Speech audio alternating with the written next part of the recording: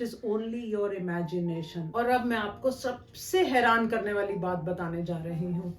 99% of what you fear, यानी 99% जो आप डरते हैं वो होता ही नहीं है। दिल्ली की ठंड तो रियल है, लेकिन डर बिल्कुल झूठ है।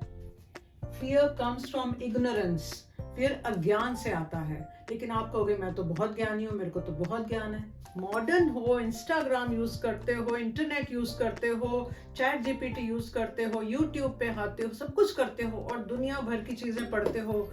भगवत गीता एक श्लोक अपने जीवन में उतारो, दूसरा श्लोक, इतना आनंद आएगा ना आपको, उस जीवन का सत्य मालूम चल जाएगा। तो डर तो आपका कौन सा डर है? सबसे बड़ा डर जो हर एक इंसान को होता है, मौत का डर, fear of death, fear of rejection, fear of failure, fail होने का डर, कोई मुझे जज करेगा, लॉस, मेरा सामान, मेरे लव्ड वंस ना चले जाएं, सिक्योरिटी, कोई मुझे मार ना दे, बीइंग अलोन, अकेलेपन का डर, और किसी इंसान का भी डर हो सकता है।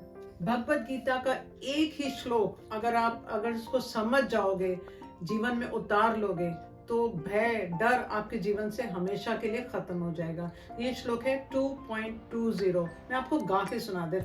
न जायते म्रियते वा कदाचिन नायं भूत्वा भविता वा न भूयो अजो नित्य शाश्वतयोऽहं पुराणो न हन्यते हन्यमाने शरीरे। न जायते म्रियते वा कदाचिन, ना जन्म है ना मृत्यु है, अजो नित्य कदाचिन नायम भूतवा भवि, ना ऐसा कोई समय था जब मैं नहीं था, ना कोई ऐसे समय होगा जब मैं नहीं होऊंगा। अजो नित्य, ये अजर है, नित्य है, शाश्वत है, पुरातन काल से है, और शरीर की हानि होने पर इसकी कुछ भी हानि नहीं होती। किसकी हानि नहीं होती? तुम्हारी हानि नहीं होती। यानी तुम ये शरीर नहीं हो। ये शरीर के मृत हो जाने पर भी, इसको कोई चोट लग जाए, तकलीफ हो जाए, बीमार हो जाए और मर भी जाए, आपका या मेरा कुछ नहीं बिगड़ने वाला। तो जब मैं बहुत गहराई में उतरी और उस पर मैंने बहुत सारी रिसर्च करी, तो पता चला fear is created by the mind. ये हमारा माइंड है जो फियर रियल में नहीं होता। दो तरह के पेरेंट्स होते हैं जब आप छोटे होते हैं। एक वो होते हैं जो अगर बच्चे के 100 में से 70 मार्क्स आते हैं तो वो कहते हैं बेटा बहुत अच्छा किया, आपने इतनी अच्छी कोशिश करी। और दूसरी तरह के कौन से पेरेंट होते हैं जो कहते हैं ये 30 नंबर कहाँ गए, वो बच्चे के मन में इतना डर डाल देते हैं। और वही कंडीशनिंग से वो बच्चा, क्योंकि उनकी आदत वही होती है, उसी कंडीशनिंग से वो बच्चा बड़ा होता है। और वो जो डर है ना, उसके भीतर, उसके सबकॉन्शियस माइंड में बस जाता है, समा जाता है। अमेरिका के रेनाउंड फिलोसोफर डेविड हॉकिंस ने एक चार्ट ऑफ कॉन्शियसनेस दिया है अपनी किताब में, जिन्होंने 1 से लेके 1000 तक हमारे कॉन्शियसनेस का लेवल जाना है, बताया है। और आप जानते हैं, हम अधिकतर लोग 200-300 से ऊपर नहीं जाते, क्योंकि हम खाना पीना सोना बस अपने जीवन में सर्वाइवल मोड पे रहते हैं। जब आप अपनी कॉन्शियसनेस, अपनी आत्मा के बारे में थोड़ा सा जानते हो, तब आप थोड़ा ऊपर जाते हो। तो खैर, आप ये सुन रहे हैं वीडियो, तो ज़रूर आपका तो कॉन्शियसनेस लेवल ऊपर ही है। तो चलिए फिर वो डर की बात करते हैं। फियर, गिल्ट, एंगर, इसको सबसे नीचे स्थान मिला है। यानी अगर आप फियर में हैं तो आप सबसे लोअर में हैं। और आप सोचिए, जब आप सबसे नीचे रहेंगे तो आप क्या अट्रैक्ट करेंगे अपने जीवन में। गुरु वाणी में बार बार इसका जिक्र आता है, निर्भव निर्वैर, यानी बिना डर के, बिना वैर के, ये इस तरह के हमें जीवन बिताना है। तो चलिए जानते हैं कि फिजिकली जब आप डर में होते हैं तो आपकी बॉडी पे क्या असर होता है। और वाह जी वाह, लास्ट में मैंने लिखा है माइंड गोज ब्लैंक, यानी माइंड ही तुम्हारे को डर दिखाता है, डर क्रिएट करता है, और वो खुद ही फिर ब्लैंक हो जाता है।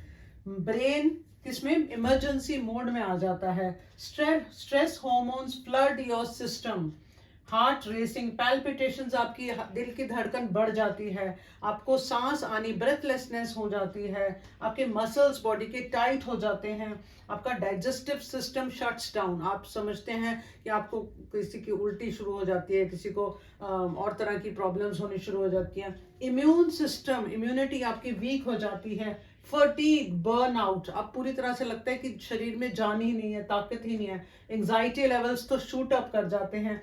पेट के अंदर क्या बोलते हैं उसे, नॉट्स पड़ना शुरू हो जाते हैं। सडन यूज ऑफ, अब अचानक से वॉशरूम जाते हैं। और लास्ट में क्या लिखा है, माइंड गोज ब्लैंक।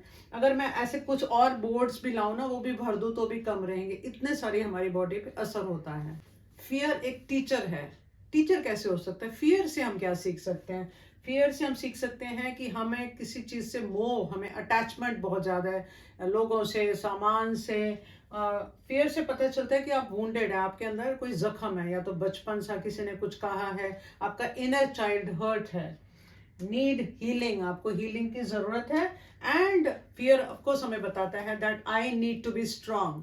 वीक होके क्यों जीना है इस जीवन में? नेक्स्ट टाइम करना क्या है जब आपको बहुत ज्यादा डर लगे, क्योंकि अभी तो हम सीखे नहीं है ना व्हाट टू डू।